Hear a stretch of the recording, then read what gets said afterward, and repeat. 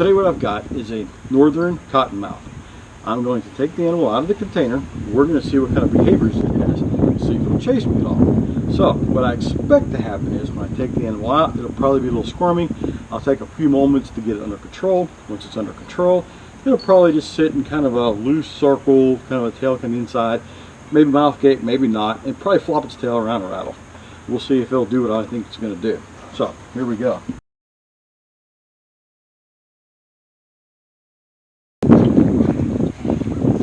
Okay, yeah, not a whole lot. See, there goes the tail. Let's see if we can get it, so we can see the tail a little better. Yeah, we should be able to see what's going on now.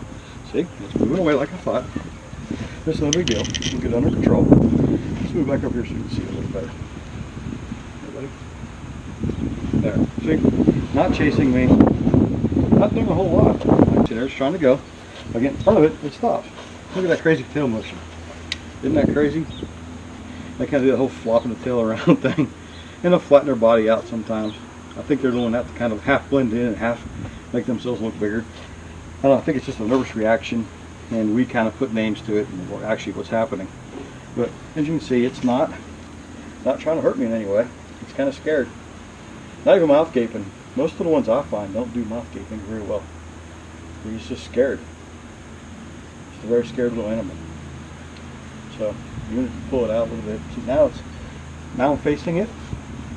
Not even striking, it's just in its ground. Not doing a whole lot. I won't want to get closer in this because I don't want to get bitten. And right now it means business. If I were to get much closer and put my leg like right in here, I'd probably get bit. It'd probably be a really good chance that I would take a bite from this guy. But as you can see, it doesn't want to chase me. It just wants to sit there and go, okay, leave me alone. If I were to back off, I'm going to back off a little bit, and we'll see if it'll start moving again. Let's see what happens when I back off. Well, it might take off right now. Certainly not coming, as you can see, it's not coming towards me.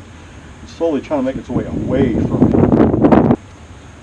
See, now if you were going to make a funny video, you could actually say this thing's crawling around and actually smelling the flowers. Because it actually is, those little tiny flowers, it's actually putting its tongue on them. So look at him, see, he's such a sweetie, he's just sitting there smelling the flowers. He doesn't care about us. They've got heat pits, so he can see us very easily.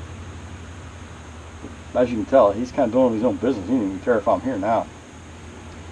He's kind of slowly moving away. If I stand up, I bet I get a reaction out of him. Wait till he turns to see. Right now I can't see his eyes, because his head is so flat. But if I stand up now, I bet I can get some kind of reaction out of him. Not a whole lot, really. See, I mean, he goes the other direction.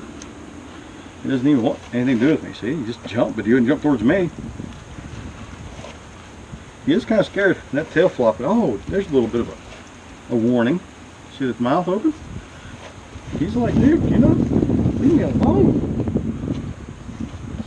So see, that's all he's really wanting. He's just wanting me to leave him alone. Obviously, I'm not going to hurt him. But, you know, if you want to make these guys leave, you just back away from them. I'm being still. If I stop moving, as you see every time I start moving, he just kind of starts going about his business. I would not call this an aggressive animal, would you? I've heard these things really be called aggressive a lot. You've been accused of being aggressive, but this doesn't look like aggressive to me. Not in the slightest. I mean, he's not even being that defensive. I mean, the rat snake was even more defensive than this guy was, man. So these things are pretty laid back. I mean, they're not hard to deal with. They get a lot of bad rap. They're not like everybody says they are. See, I moved. Scared him. Just kind of like the rat snake did. Remember how he kind of jumped around? So if I really get it aggravated again, oh, that was a snake. And look, now he acts a little different, doesn't he? Now, if I just simply calm down, and don't move, just be calm. It'll take a minute or so. But a lot of snakes react to us. And they react to how we react towards them. And so they get a bad rap sometimes for being very aggressive because we're the ones being aggressive. We're the ones jumping around, running around, throwing a lot of movement, and basically attacking them as far as they're concerned. So if we calm down and act normal around them, lot of times they act pretty normal, pretty laid back too. I mean, look how close I am to this guy. That's a cottonmouth. Yeah, he can charge me right now if he wanted to and take me out. But is he going to? No. He's not. He doesn't want to hurt me. He just doesn't want to hurt himself. Look at that. See, now is he coming after me, chasing me? No. I'm not going to let him go across my foot like I did the rat snake. But he's definitely not interested in hurting me. I'm going to jump up, watch him change. Now there's a tail rattle. He didn't even do much. See, I was just trying to get the heck out of here. I'm going to get his way again, just to stop him from getting away. But as you can see, I'm not exactly a dangerous animal as far as chasing you. Look at all the pattern on that belly. Isn't that kind of cool? And there goes that tail wagging. Now, she's like, dude, just leave me alone, man. I'm just trying to leave. Isn't that kind of cool? Let's move him back. Keep him in the shot here. Come on, dude.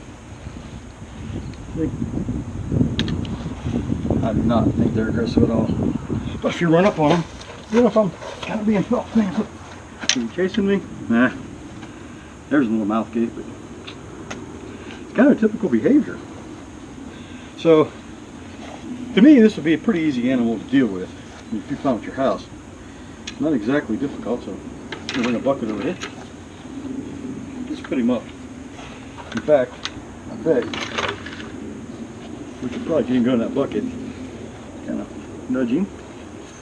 So we're going to pretend this is just a hook. He's just a stake. Now, see, he bit that because I'm hooking him with it. He didn't leave any venom or anything. That was just to get away from me. Come on, dude. There you go. See, I'm really nervous. I'm touching him. Does not think that's a great idea. Let's go. Oh, let's go in the bucket. He's been in that bucket quite a bit, so he might know what that bucket is. So I bet if I had a garbage can, he'd probably go right in the garbage can. Not much problem. It's getting dark.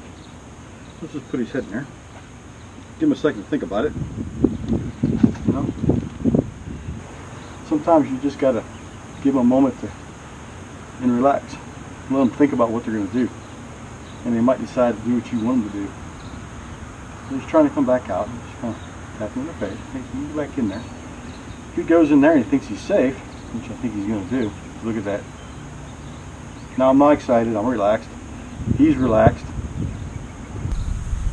He's trying to come back out. Just kind of tap him in the face. Hey, you can go back in there. If he goes in there and he thinks he's safe, which I think he's going to do, look at that. It's coming out. Back in there.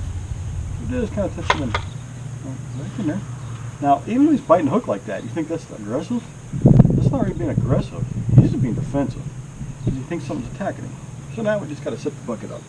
So the way I do that is usually stick something all the way in the bottom so it doesn't fall the other way and kind of set it up.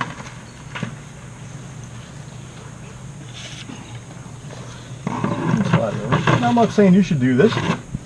I'm saying that's the way I do it. It's a pretty easy method. Most snakes works pretty well for it. You get them calmed down. You put a dark place, usually a dark bucket or a dark trash can works really well. Lay it down beside of them. Give them a second to think about it. See the dark container. Sometimes they'll go under and try to go under the container. A lot of times they'll go into it. And if you can get their head started with even a stick or a broom, just gotta get their head started into the bucket. And then they go usually back into the bucket or into the trash can. He works better. Called a tall kitchen trash can. So that's our northern cottonmouth.